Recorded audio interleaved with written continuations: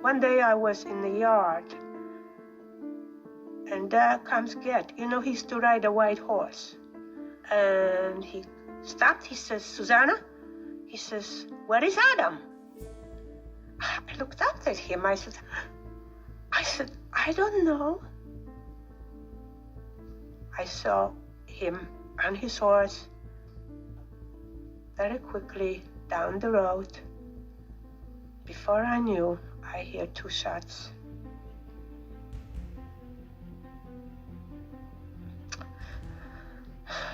He killed him.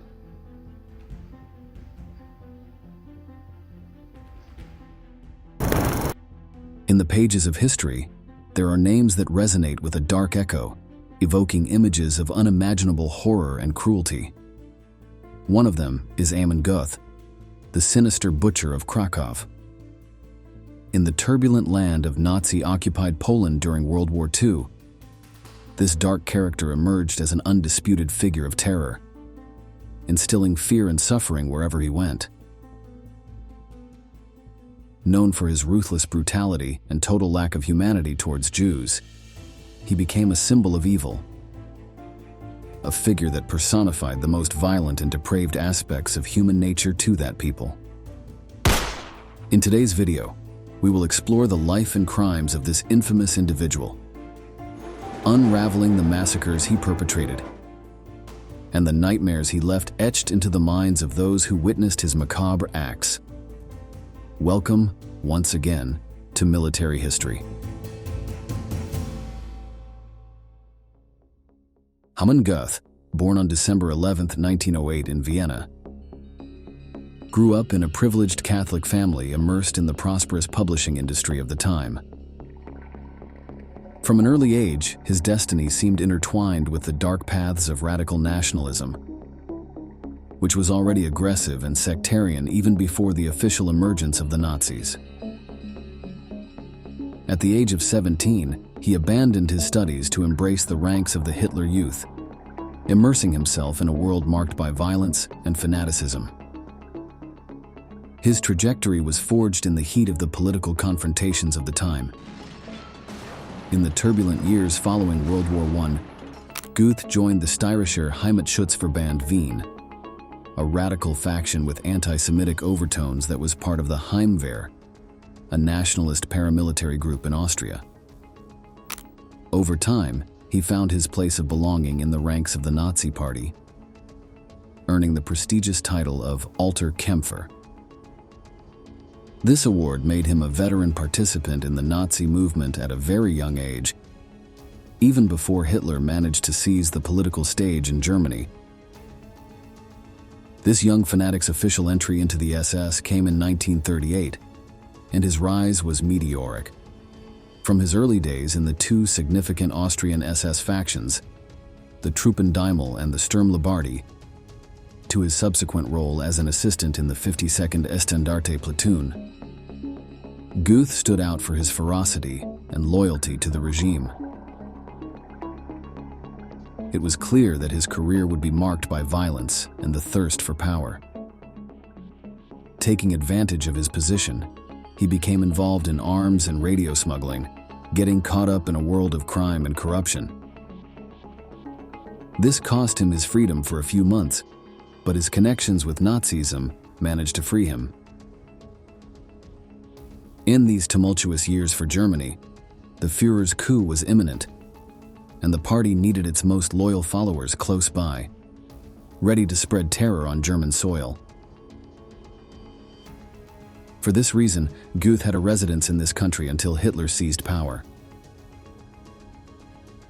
Before delving into the Nazi reign, let's listen to one of the survivors describe the terrifying butcher. Describir al carnicero aterradoramente. Przede wszystkim był sadystą, ale w postaci pięknego człowieka, to bym nie uwierzyła nigdy w takim człowieku, taki szapen.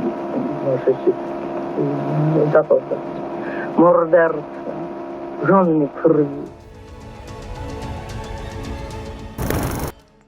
Göth's reputation for brutality and excesses spread quickly.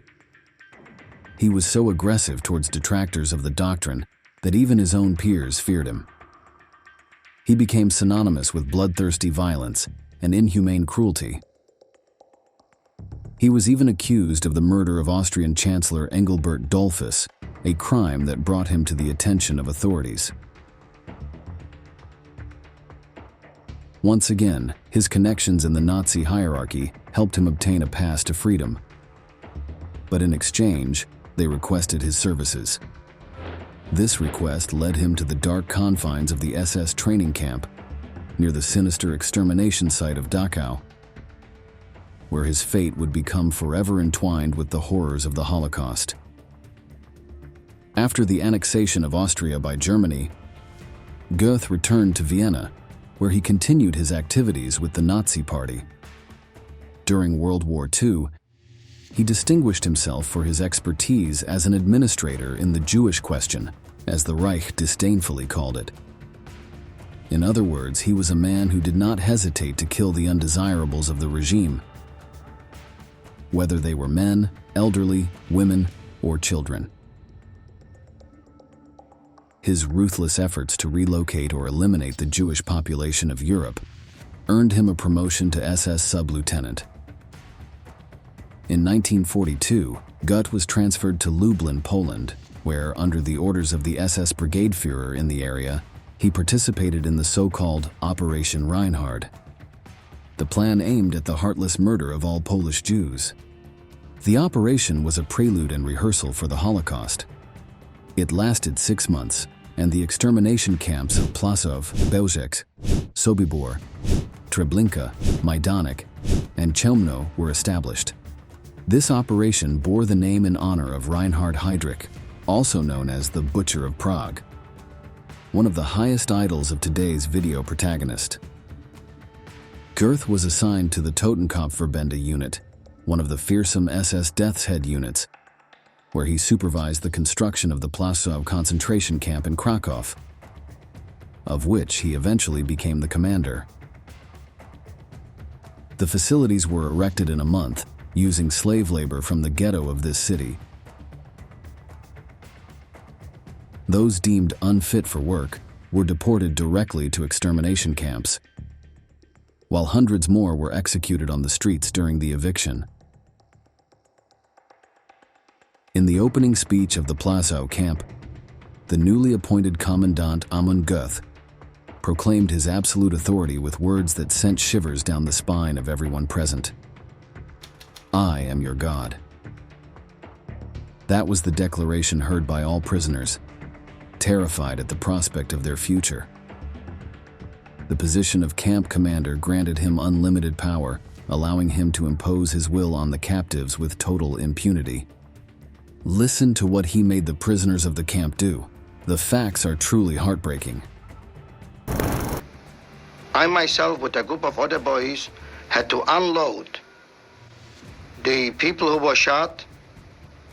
In one case, we asked a German, because a young kid was there and wasn't dead yet. And we asked her, would you give a Gnade-Schuss? A Gnade. Gnade is the word like a kindness. So we will not bury you alive. And he said, throw it in, it's a schade. He said, it's a shame to waste a bullet on that schmutzig Jude. And we had to pour gasoline over them, and we kept on burning them. There are testimonies that describe Göth as a being with the coldness of a machine, only programmed to kill. Others directly define it as an animal that enjoyed smelling the blood of its prey and enjoyed seeing its suffering. Yet even from this twisted and heartless being came a glimmer of mercy. In 1943, during his birthday celebration, he ordered the famous Jewish concert pianist Natalia Karp to play the piano for him. The trembling woman chose to perform Chopin's Nocturne in C minor, a piece that brought with it a moment of calm and beauty in the midst of horror. Impressed by the pianist's talent, the ruthless commander decided to spare the lives of her and her sister. An unusual act of mercy in that hell. However, this act of mercy was nothing more than an exception. Among the most remembered atrocities of this character, it stands out when he ordered the arrival of thousands of Hungarian Jews to Plaszów. Since the camp was overcrowded, he organized systematic executions, sacrificing innocent lives to make room for more prisoners. The children were rounded up in a kindergarten, only to be sent to Auschwitz the next day, an act of pure sadism on the commander's part. However, of his actions, acts of administrative cruelty were not the only thing that caused terror. Göth had a particular enjoyment of bloody deaths. Every day he carried out murders with the help of his dogs, Rolf and Ralph. These animals were his sinister accomplices, trained to attack and tear the flesh of prisoners.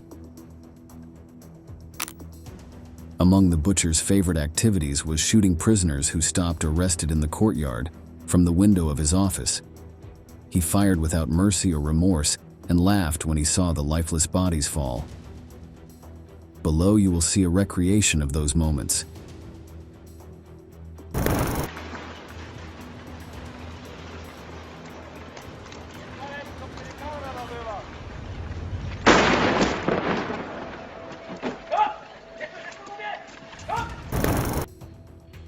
His evil and violence were excessive.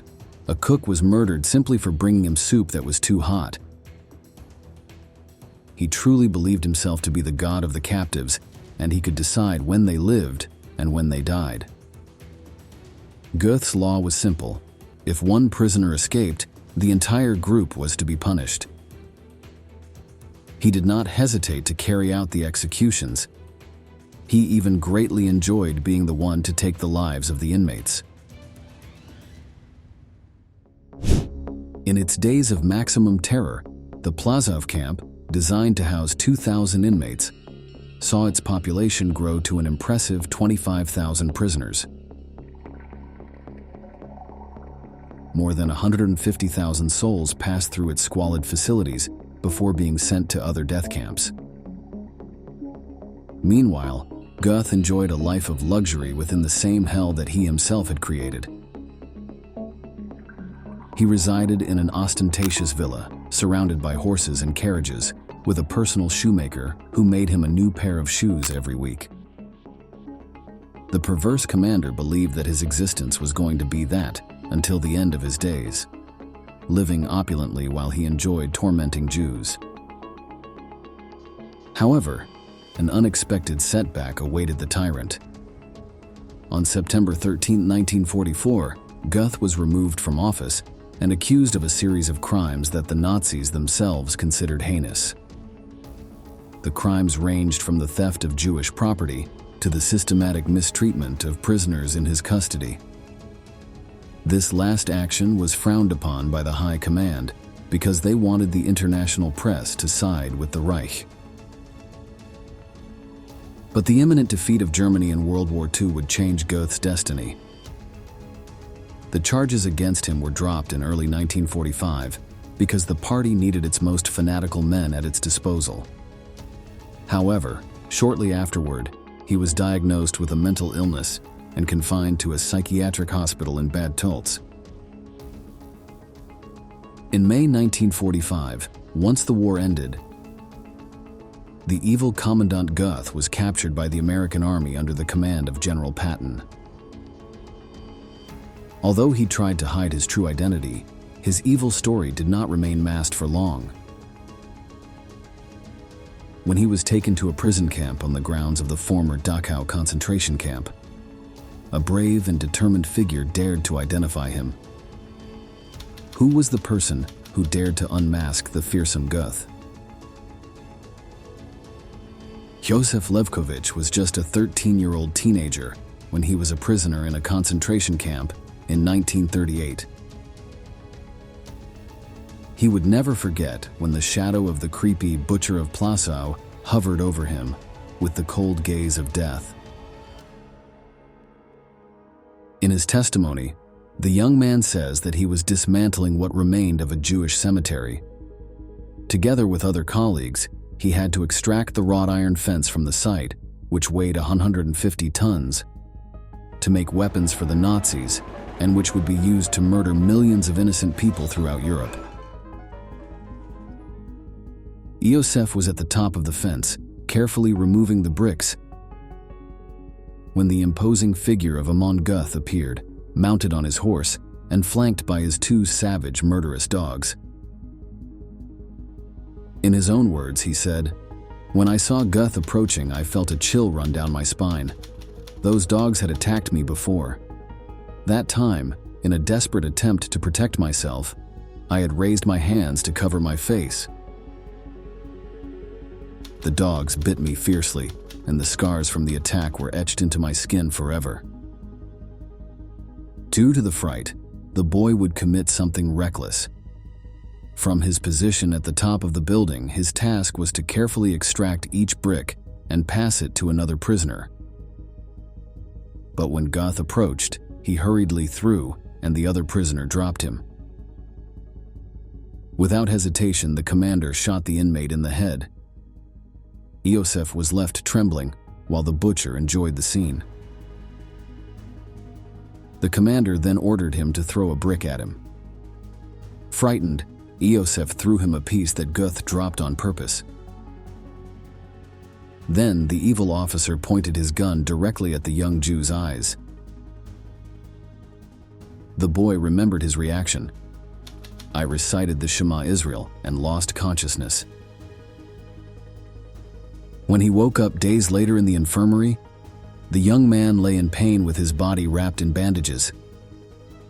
The details of what happened were revealed to him later, when he met with the SS officer, Chilovich, one of Göth's assistants, who had been present at that fateful moment. The officer had recognized Józef because he had previously volunteered to shine his shoes. The Nazi saved his life, as the commander planned to shoot him. Before the murder took place, he hit the boy hard on the head and left him for dead, telling Göth that a Jew was not worth wasting a bullet on. This scene is another act of unexpected mercy on the part of a member of the Reich. In May 1945, with the war just over, Józef was a 20-year-old communist activist facing a titanic challenge: finding hidden Nazi war criminals. Thanks to his tireless efforts, he managed to rescue 600 Jewish orphans and embarked on the search for those responsible for past atrocities.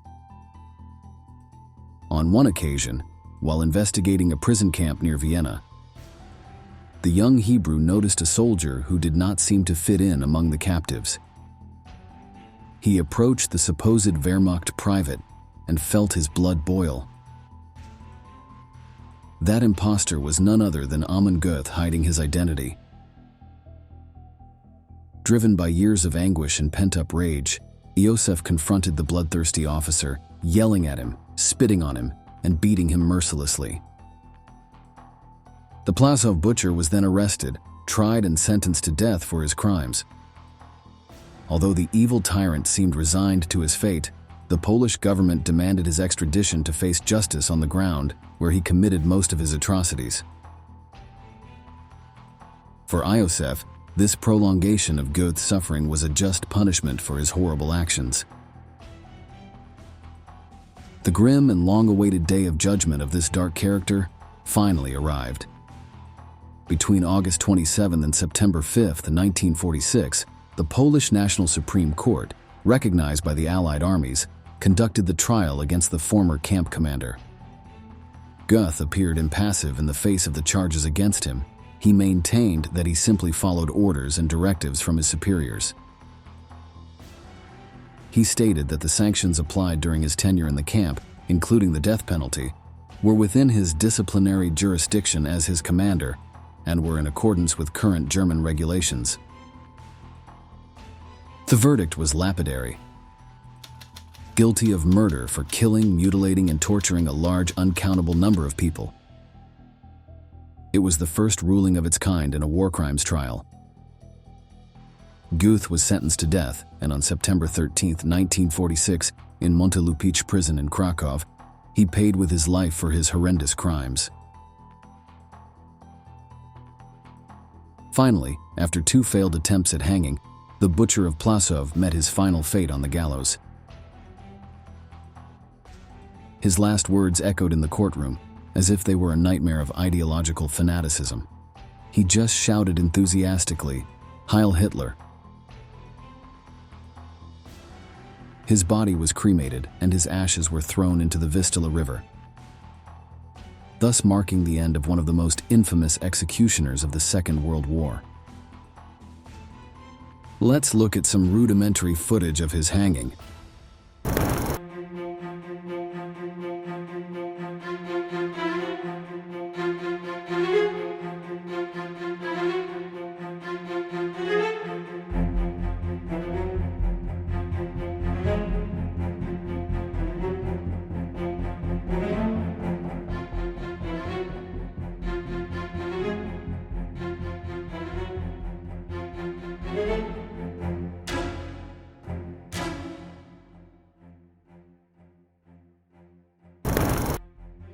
After justice sentenced Amon Göth for crimes that tore humanity apart, his infamous legacy was imprinted in the history of cinema, thanks to the masterful representation of Ralph Fiennes in Steven Spielberg's Schindler's List.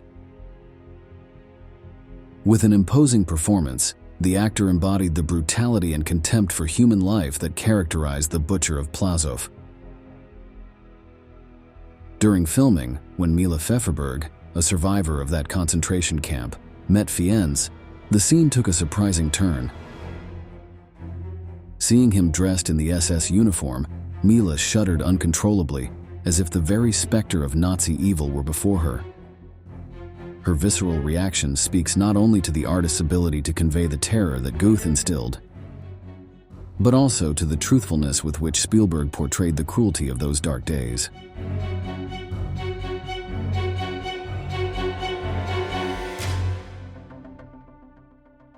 Through the testimonies of those who survived his atrocities and the cinematographic representations that immortalized his crimes, Göth's dark legacy will forever remain in the most condemnable place in humanity. His infamous role as the Butcher of Krakow not only left a trail of suffering and death, but also served as a grim reminder of the depths to which humanity can descend when given over to hatred and intolerance. We are coming to the end of this tragic installment, but before finishing, we did not want to stop asking you, do you think there was any character more sinister and bloodthirsty than the Butcher of Krakow? We look forward to reading your valuable comments and appreciate your participation. We thank you for reaching the end, and we look forward to seeing you in the next episodes of Military History.